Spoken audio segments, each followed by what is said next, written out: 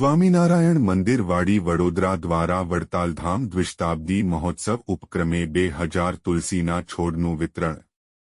વાડી વડોદરા 2 જુલાઈ 2024 યોગીની એકાદશીના પાવન અવસર પર આજે વડોદરા શહેરમાં 2000 તુલસીના છોડનું વિતરણ કરવામાં આવ્યું છે.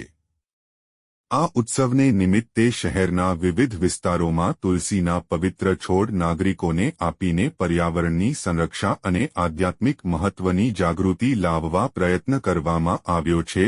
વડોદરાના પ્રસિદ્ધ વાડી સ્વામિનારાયણ મંદિર આયોજિત આ કાર્યક્રમમાં શ્રી કે શાસ્ત્રીજી દ્વારા તુલસીના છોડના મહત્વ વિશે વિસ્તૃત માહિતી આપી અને નાગરિકોને તેમના ઘરો અને આસપાસના વિસ્તારોમાં વધુ વૃક્ષારોપણ કરવા પ્રોત્સાહિત કર્યા. આ અવસર પર કોઠારી ઘનશ્યામ સ્વરૂપ સ્વામી અને પૂજારી પવિત્રાનંદજીએ કહ્યું, તુલસીના છોડનો આયુર્વેદમાં અને હિન્દુ ધાર્મિક અનુષ્ઠાનોમાં વિશેષ મહત્વ છે. તુલસીનું જળ આહાર અને આરોગ્ય માટે અતિ ઉત્તમ છે અને તે વિવિધ રોગોથી રક્ષણ આપે છે. આજે આ પાવન દિવસને અનુલક્ષીને આપણે 2000 તુલસીના છોડનું વિતરણ કરીને પર્યાવરણના સંરક્ષણ માટે એક નવો પાયો મૂકી રહ્યા છીએ. ઉપસ્થિત સંતો અને હરિભક્તો, સ્વયંસેવકો દ્વારા તુલસીના છોડને વહેંચીને શહેરના વિવિધ વિસ્તારોમાં હરિભરી સ્થાપના લાવવાનો સંકલ્પ કરવામાં આવ્યો.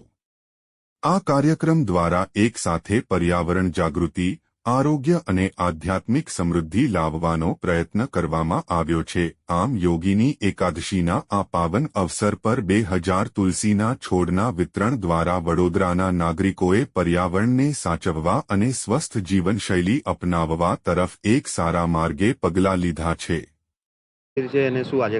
આ વાડી સ્વામિનારાયણ મંદિરમાં આજે યોગીની એકાદશી નિમિત્તે તુલસી વિતરણનો પ્રોગ્રામ રાખવામાં આવેલો છે અને દરેક લગભગ 1500થી 2000 તુલસીજીનું વિતરણ કરવામાં આવેલ છે અને દરેક હરિભક્તો પોતપોતાના ઘરે તુલસીજી એમને આપવામાં આવે છે. એ હરિભક્ત પોતપોતાના ઘરે લઈ અને પોતાના ઘરે તુલસીજીના રોપણ કરશે. એ આજે યોગીની એકાદશીનો મહિમા છે.